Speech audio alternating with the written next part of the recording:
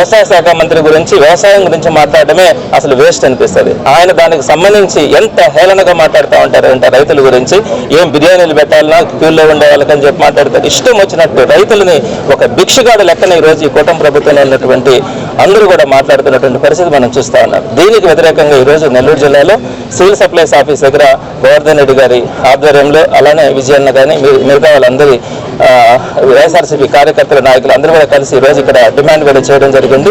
తప్పకుండా కూడా మొట్టమొదటి నుంచి కూడా వైఎస్ఆర్సీపీ ఎప్పుడు కూడా రైతుల పక్షపాతి ఎందుకంటా ఉన్నామంటే 65% మంది ప్రజలు దాని మీద ఆధారపడతా ఉన్నప్పుడు రైతు కనుక వాటికి గిట్టుబాటు ధర కానీ అవన్నీ కానీ ఉండగలిగితే, రైతు సంక్షేమంగా ఉండగలిగితే వ్యాపారాలు బాగా జరుగుతాయి. వ్యాపారాలు బాగా జరిగినప్పుడు డెవలప్మెంట్ ఉంటుంది. డెవలప్మెంట్ బాగున్నప్పుడు కంపెనీలు ఇండస్ట్రీస్ వస్తాయి.